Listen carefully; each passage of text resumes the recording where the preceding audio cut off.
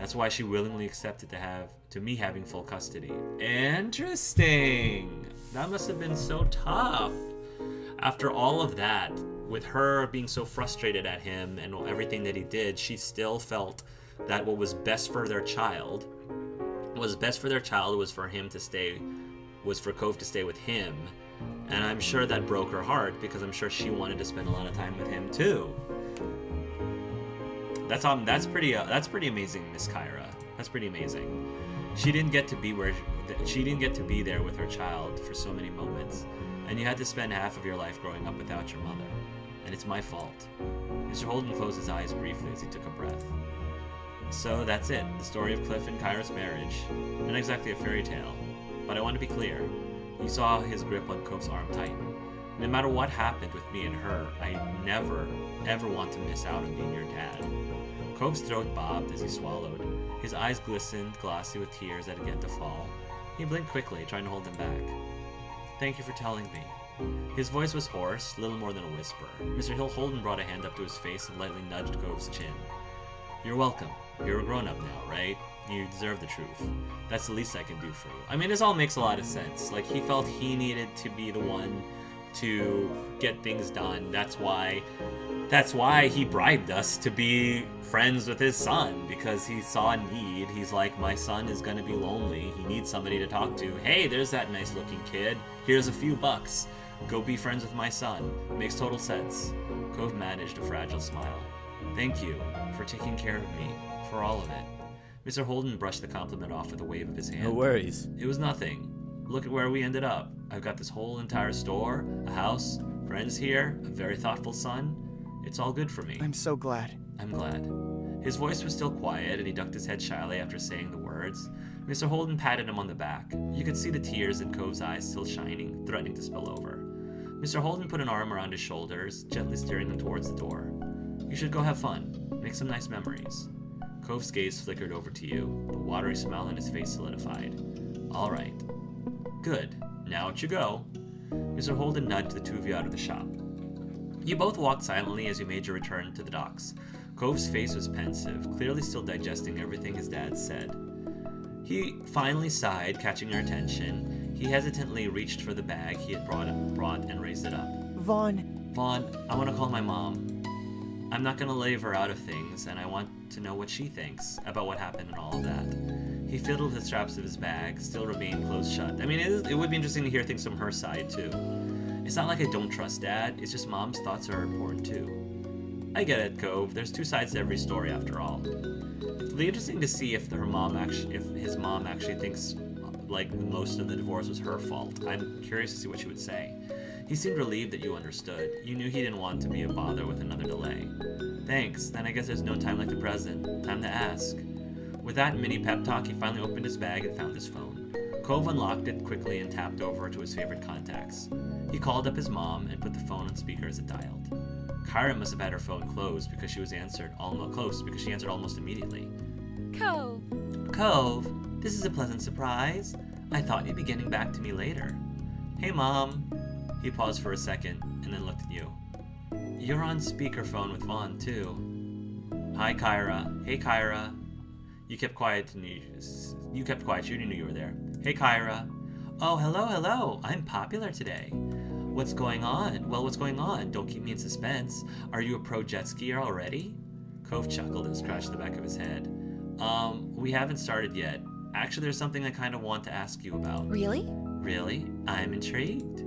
Her voice was bright and excited. Cove moved the phone close to his face so he could speak softly, aware that the tone of this conversation was about to change. I was talking to Dad earlier. It was about your relationship and why you both divorced. Ah, that one syllable had lost all her earlier energy. Cove tightened his grip on his phone. It doesn't make sense that the past would come up today. Yeah, but he tried to brighten up the mood again. You weren't used to him being the perky one of the two. You could only imagine it felt like a strange role reversal for him. Dad said you were really amazing. He admired you a lot. What a flatterer. She sighed wistfully, and you could hear some interference. Maybe she had shaken her head. You couldn't tell for sure. Oh, Cliff. He bungled himself through regular, everyday adulting and social situations in astoundingly charming ways. Yet, somehow, at the exact same time, he was an ambitious, slightly shady, under-the-table type of man when it came to making his living in the world. So essentially, your father was an absolute heartthrob for someone such as myself. Cove and Kyra laughed delicately. The tension was broken to something lighter, more familiar between the two. It's cool you both have nice things to say about each other. I agree, baby. She took a moment before continuing carefully. Do you have questions about what happened? I'm not sure. Cove squinted at the phone in his hand as he tried to think, his free hand brushing through his hair. I just kind of wanted to know how you describe what it was like. Could I tell you what Dad said about it? All right. I don't think Cliff would mind. Whatever he told you is probably what he'd say to me. All right, go for it. After taking a breath, Cove recapped Cliff's experience, doing his best to follow his dad's story. He went into a surprising amount of detail, and not a single thing was missed. Kyra listened on in an absolute silence, letting her son speak without interruption. When Cove finished, he took another deep inhale of air. I feel like it would have been far better if we started with her telling her side of the story first, and then gave Cliff's side of the story, because then, you know, we would have more confidence that her side of the story was not influenced at all or affected by what Cliff said. But okay, it's how it played out. So what do you think? Kyra sighed softly. You heard a clacking noise like she was drumming her nails on the back of her phone or on the countertop. That definitely sounds like Clifford. It's not exactly wrong, but he doesn't have a total picture. He puts the emphasis on the wrong places, I think. Huh? What do you mean? For starters, Cliff unsurprisingly downplayed himself more than he had to. He did? Cove's eyebrows raised, and his face continued to inch even closer to the screen. Well, since your dad was so praising of me, it's only fair to return the favor. When Cliff said he was already taking care of himself when he met me, he means he was on his own. Cliff's own parents weren't, and still aren't, friendly people. They've always had a combative relationship, though him getting into drinking and gambling as a teenager certainly didn't help. He knew they'd kick him out at 18, so he saved them the trouble and left home at 17. He always found a way to make it work, even without support. I met him a few months after that. We hit it off right away. He was exactly what I wanted back then. We dated, and then about a half a year later, bam, you were on the way, Cove. She laughed fondly as Cove clunked every word. I was really optimistic about it all. I couldn't wait to be a mother, and I was more than happy that Cliff was the father who'd be along for the ride. We got married quick, before you were born. Cliff's recollection of our wedded dynamic is pretty spot on. He was extremely stubborn and just, well, immature. Highly, highly immature. Her voice raised slightly, and you got the feeling she was thinking back to her memories living with him. She left the specifics unspoken. But it's not like I was grown up either. Everyone, except maybe Cliff, could see our relationship was no good, or at least not good enough yet to commit to. I knew, but I didn't want to give it up. I wanted to keep the family together. I thought that if we divorced or were never together, then we'd ruin your life, Cove. Obviously that wasn't true. I just didn't have enough experience at the time to realize that there wasn't only one option for us. Maybe things would have been easier if we had split when you were still a baby, but it took me years to start figuring it all out. Cove nodded, even if his mom couldn't see it, thinking hard about something. He was likely remembering his own experiences back then. We were married, but never seriously loved each other. We hardly knew each other. I don't mind that Cliff never viewed marrying me as some kind of dream come true. I honestly just appreciate that he tried giving me my hastily made life plan a shot. I was the one who proposed after all. Got down on one knee and everything. Oh! She huffed slightly, something between a chuckle and a sigh. It's very funny and a little sad that Cliff still doesn't know why things changed between us. It's obvious to me, and I guess he does know deep down. He just never consciously made the connection. It's alright. I'm not even mad he didn't stay the same towards me. Love makes everything different. But you said, I know what I said. She interrupted before Cove could even finish his blurted out interjection. I don't mean Cliff and I. We were just two kids in a relationship that only ever worked when it was at its easiest. And then when you were born, little Cove James Holden, I loved you immediately, and so did your father. Cove was stunned. His eyes started watering as his mouth clamped shut. The inclination we had towards each other paled in the face of that. Our love to you was the real deal. Cliff was the proudest papa. Then, in true Cove fashion, tears began to fall. He stayed silent, but you were pretty sure Kyra knew the effect her words had on her son. No matter how much time passed, Cliff never got over how amazing it was that such a precious little boy was his. I should have taken pictures of how he'd puff up whenever someone referred to you as his son. She sounded much more cheerier now. A light smile crept on Cove's face despite his tears. Then again, he still does that now. It wasn't hard to imagine Mr. Holden lightening up around baby Cove the same way he did with 18-year-old Cove. I remember how, when a real argument started brewing, Cliff had a habit of walking away to cool off. He wasn't able to handle it. His son seems to have taken after him in that way. You heard her chuckle, and Cove looked down, a blush clear on his cheeks. You could just feel her smirk through the phone. She breezed over the next section airily. For our whole relationship, he always ended fights by skipping out on me for who knew how long. I don't think even Cliff knew when he'd come back. That stopped when you were born. Cliff stopped running. He was still gone a lot for work, and we still had fights, but he wouldn't leave. Instead, he'd go to your room, Cove. If you were asleep, he'd just sulk on the ground by your crib until you woke up. Sometimes he'd pace the room while holding you or sit on the floor and rock you. He'd stay with you until one of us decided you were ready to talk again. We didn't have a lot of furniture back then. That's part of the reason why Cliff was always hanging out on the floor. He really came to embrace it. When our relationship got bad enough that we didn't want to share a bed anymore, he always made sure I got to have the mattress. He instead set up a spot in the corner of the nursery, just in case you needed anything through the night. He gave you a more private space when you got bigger, but he still always made sure he could be there for you. There's still no denying, whether Cliff understands or not, he made his choices without prioritizing me. But it wasn't that he suddenly hated me. To Cliff, I was only a wife on paper. In his mind, I was a cool girl he had dated and generally liked, nothing close to being the light of his life. All his blood, sweat, and tears weren't for himself, or me, or even the family unit. They were all completely and totally for his baby. Meanwhile, I was doing the same, though in the opposite way. I did take us being married seriously. I was trying to force us together as a couple so you could be a complete family for our child. You felt like a fly on the wall of a very personal conversation. Cove didn't seem to notice when you looked over at him, his face a complicated patch of emotions. This story is really interesting. I love the two different perspectives and the two different motivations that each of the parents have. This is really cool and just fascinating. I guess. Eventually I woke up and saw what I was doing. I realized it wasn't going to work. Not like that. And very believable. This whole thing is very believable. When I was ready for it, I talked to Cliff about separating and starting up the divorce process. He was shocked by it, and unfortunately, it wasn't too long after when you had your accident, Cove. Vaughn, I didn't know how much Cove really told you about it, but when he broke his arm, it terrified all of us.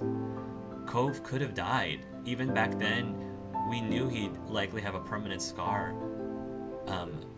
He'd have to live. We knew he'd likely have a permanent scar he'd have to live with forever.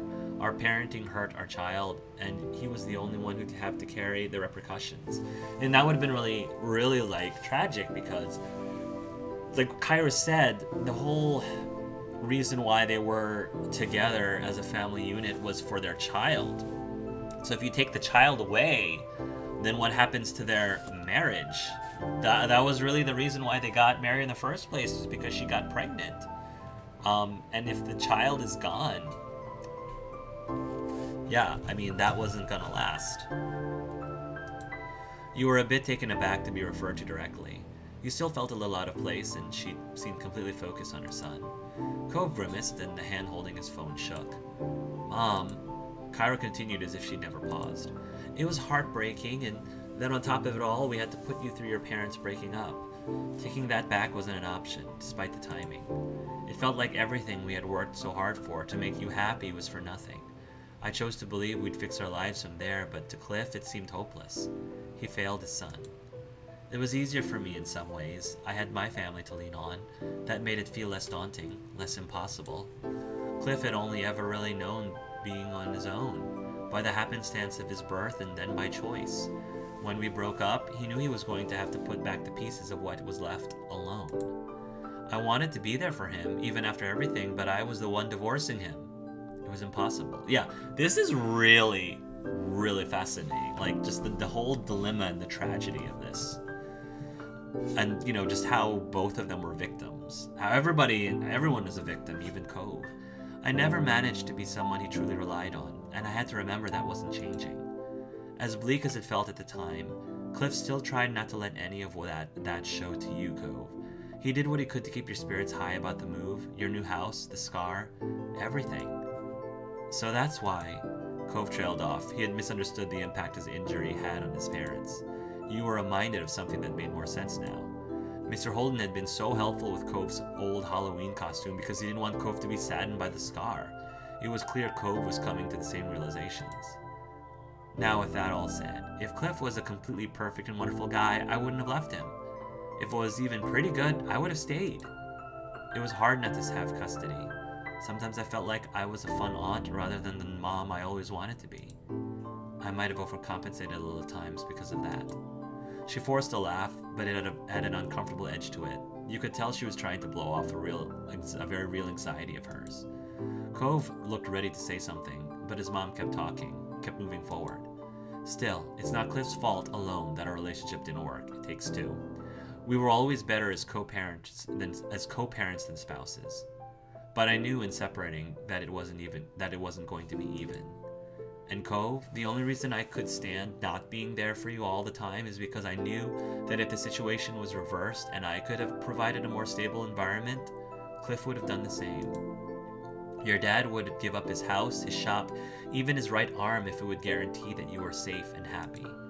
So as painful as it was, I was sure you'd be okay because you were still with someone who loved you more than anything else in the world. Cove lowered his head, tears falling to the ground. He tried to speak. It took him a few tries. Thank you for telling me. His voice cracked and Kyra made an alarmed sound on the other end of the line. I'm sorry, baby. I didn't mean to make you cry. I get it. It's okay. He was still crying, everyone could tell, being physically present or not. I love you, Mom. You've always been my mom, not some aunt. My mom. I love you too. Her tone was thick with emotion. She was at the edge of a voice break herself. I'm so lucky to be your mom. She started to sniffle openly. Don't worry about that. Don't feel bad for me, but with how it worked out. I promise that none of it was your fault, and it's not as though I'm completely miserable over here. I have an incredible life with a beautiful baby boy of my own who calls whenever he can. At that, Cove's tears only came down heavier. Thank you. Kyra sighed affectionately, and you could hear the warmth in her voice. I think that's good for now. Maybe we should end the call. Take a moment. Is that really alright? He tightened his grip on his phone. You could see how emotionally exhausted he looked. Of course. Of course. We'll be in touch soon. For now, you'll only be able to keep thanking me. Or apologizing. Hey! Hey! Cove cried out defensively over the accusation, making his mom snigger. Bye, and goodbye to you, Vaughn. I'm glad you're there for my baby. See you. I'm glad we got to, be a part of this. Bye, Mom. I love you. Love you too. Cove hung up. He let his hand drop to his side, his phone brushing the fabric of his wetsuit. His other hand went up to his face. He tried to wipe the tears from his eyes. His face was red, and he struggled to put his phone back in his bag one-handed. You could tell he was getting worked up. He finally just used both of his hands and sealed his phone back into its normal place. Cove sniffed and then reached out for you. His hand trembled in your grasp, and he squeezed back. He needed you. He needed to feel your support. You want to go see your dad again? He didn't have to tell you what was on his mind for this. Cove nodded his head weakly. You rushed back the way you came, feet pounding across the boards of the dock to return to the scuba shop for the third time. You reached his dad's store, and Cove still wasn't slowing down. He pushed his way through the door at full speed. His hands released doors as he charged in. Mr. Holden had been walking around the middle of the store, checking over things. Immediately he turned at the sound. What's wrong? What? Where's the fire? He froze when he got a look at Cove's face. He worriedly opened his mouth, probably to ask what was wrong, but then Cove launched himself at his father. Cove threw his arms around Mr. Holden's neck. He buried his face in his dad's shoulder and started to sob with deep, hitching breaths. Cliff clearly had no idea what was going on, and his hands hovered awkwardly in the air. He looked at you for a brief second, hoping for understanding, before turning all his attention on Cove. Oh, that's a sweet. Aw, that's a really sweet picture. He wrapped both his arms around Cove's back. Cove looked secure in his father's embrace, protected and safe. It'll be okay. It'll be okay. Whatever it is, it's going to be okay. Cove kept crying. He inhaled deeply, his voice choking up when he tried to speak. I'm so sorry. You always tried to be there for me when I was growing up, and I was mean to you. I'm sorry. What? What? Mr. Holden was completely taken aback. He hadn't expected this to be the issue. You don't have to apologize for that, bud. Kids are allowed to be mad at their parents. It's my job to take care of you. I really didn't do anything special. Cove shook his head as empathically as he could while still tucked in against his dad. You've always supported me no matter what. You've always loved me. I wish I realized how much you did sooner. Cove squeezed him tighter. I mean, kid, you're 18 years old. You still got time. You're 18. Many kids don't even realize that once they're in their 40s. Or later. Or never. Cove squeezed him tighter. Thank you. I love you, Dad. At his son's heartfelt confession, the father became choked up as well. He compressed Cove into a crushing hug. I do love you. I always will. You can count on that. I want to be there for you too. They clung onto one another, absorbed in the moment. Then after a little while longer, they slowly began to loosen their hold. Cove sniffled and moved so he could use his palm to wipe away his tears. His dad's shirt was visibly damp where his face had been. Cliff patted the top of Cove's shoulder. He looked at his son with pride. You've grown up so much. Cove started to laugh through his tears, a wavering smile on his lips. You doubted that Cove would ever have thought that crying on his dad's shoulder was a sign of maturity, but it was true. Cove had changed over the years. You were glad to see Cove grow. You felt a little awkward. You thought you understood Cove's dad a little better now. It made you wonder if there was more to understand about your moms. You were glad to see Cove grow. Cove used to cry a lot over his parents, and he still did. Despite the similarity, the defining Cove-ness, there was a big difference between the two occasions. You were proud of him. Cove wiped his eyes again. You're a good dad. You're a good son. Mr. Holden was plainly touched by the words and beamed at his beloved child. Cove looked away and shyly traced his scar. I hope I have something remotely like this when my kids turn 18. I hope we have that type of relationship. I hope. Cliff chuckled and released Cove to rub the back of his neck. The earlier panic had bled off and left confusion. I'm glad we had this talk, but what was it that made you cry in the first place? You weren't too bad off when you left before. Oh. Cove ducked his head further down, getting a very good look at the scuff marks on the floor. I called Mom. I wanted to talk to her about all of this. He kicked one of his feet shyly, swinging it back and forth against the ground. Things felt really hard, and when I was younger, but it wasn't just me going through stuff, Dad. You never give yourself credit. Cliff smiled gently and gripped Cove's shoulder with reassurance.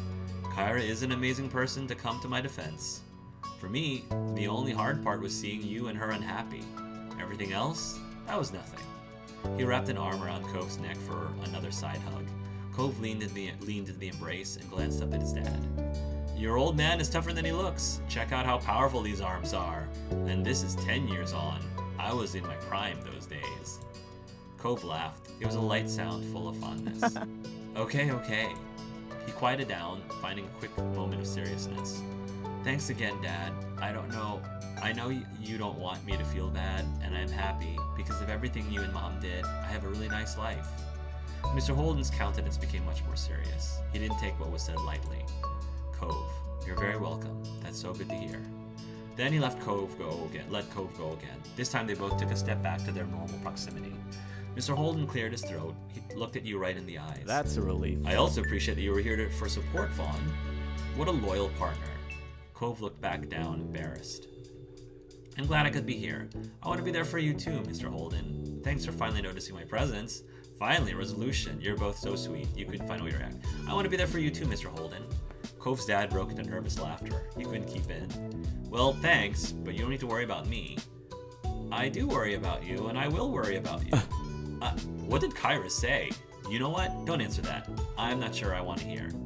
Just, that's thoughtful of you. Cliff smiled warmly. He nudged Cove gently as if to say, look how lucky you are. Hey, maybe I ought to give you another $20 for all this. You've put up with a lot over the years. Yeah, well, my rates have gone up since then. Make that 200 and we'll call ourselves even. Cove's cheeks puffed up into a pout. No. No. I could use some money. Please don't. Not this again. You laughed. You shook your head. I could use some money. You were mostly joking. That being said, you wouldn't mind a $20 bill. Not you too. Sure. Okay. I'll leave making jokes about that to Cove. Cove smiled satisfied at that. All right. Cove exhaled slowly, his posture relaxing. We better get going. You still have work, Dad, and I think Vaughn has been patient enough. I didn't bring him here to watch me cry to my parents. Cliff grinned and waved the two of you off. Sure thing. I'm happy you both stopped in, but you gotta go have some fun. Be careful out there. I don't need to go jet skiing anymore. Vaughn didn't plan on doing it anyway. No way! You are a mature young man, and if you want to jet ski, then you should go out and jet ski. I think that is a great way to just wrap this all up in a bow. Like, tie up all the loose ends. I'll still be here if you need anything, right? Yeah, okay. Bye. Take care of yourself. Let's get a move on already. Woo! I almost forgot why I came out in the first place. You chose to stay quiet. Take care of yourself. Cove waved to his dad as he started walking out. You followed. When you turned back to Mr. Holden, before you went out the door, he was waving. Bye, kids. You'll do great. Once again, as had become today's habit, you and Cove walked down the dock side by side. Third time's the charm, right? But this time, Cove had a bounce back in his step. His smile was soft but radiant. Thanks for staying, and sorry for how long it took. You're welcome. You do the same for me. These things happen. I was curious anyway. It's fine. I had a feeling it'd be a bigger deal than it started. I had a feeling it'd be a bigger deal than it started as. Promise we won't make you have any more interruptions. You do the same for me. You had his back and he had yours. It was just how things went between the two of you. He sidestepped to lean in close to you and wrapped his arms around you. You relaxed into his embrace as he held you tightly. You hugged him back. You could smell the scent of the ocean on the breeze and feel the warmth of his chest. He exhaled and took a step back, his face a dazzling smile. The water lapped at the dock beneath your feet. Cove looked down when a particularly strong wave crashed against it. It's weird to think about my parents' relationship. There's all this stuff that I didn't know because I wasn't there, because I was just a kid, or because I didn't even exist yet. It feels really complicated. Yeah, well, Cove, when you get older and get married, it gets really complicated. Relationships are complicated. I know what you mean. I feel that way about mine. Really? You didn't comment. Relationships are complicated. You agreed with him. Connections to other people were as varied as there were waves in the ocean. And it's not just like romantic relationships. Relationships in general, platonic, are complicated. Cove nodded without elaboration. He looked out at the ocean wistfully for a moment before he shook it off. It's nice. I'm happy they were married, even if they didn't stay together in the end. I'm glad you're feeling better. You asked about what he thought about marriage for himself now. Oh. Speaking of marriage, Cove's eyes widened curiously as he turned to face you. Are you scared of it because of everything that happened with your parents? You had talked about your future together before, but now that you had more context for what Cove experienced in his family, you couldn't help but ask specifically about marriage. Cove shook his head shyly. He didn't hesitate for a second. No, surprisingly, I don't have issues about the idea of getting married someday. You looked at him, not bothering to hide your intrigue. He chuckled self-consciously at the reaction he got. I mean, don't get me wrong. Trying to actually propose would be terrifying. I'm sure planning a whole wedding would be so hard, especially for me, but just the thought of having someone I loved that I was married to, that I'd spend the rest of my life with, that doesn't scare me. It makes me happy to think about. The both of you snuck smiles at each other. The color of his cheeks deepened as his voice grew smaller. Are you thinking about how you might want to get married sometime? Yes, I'd like to get married eventually. I would. No, I don't see myself officially getting married. I'm not sure, I'm still thinking about it. You don't have to answer. Yes, I'd like to get married eventually. It was freeing to admit that to Cove of all people. You may not have filled in the final blanks, but you both knew those words were meant marrying him is what you wanted. Cool. That's cool. Marriage is, nice. He let it, especially once it becomes legal in the entire country. He let it, which is what happened just before we got married. The week before we got married, actually, he let out a trembling sigh and desperately searched for a way to calm his obviously rising nervous tide. He settled on changing the subject.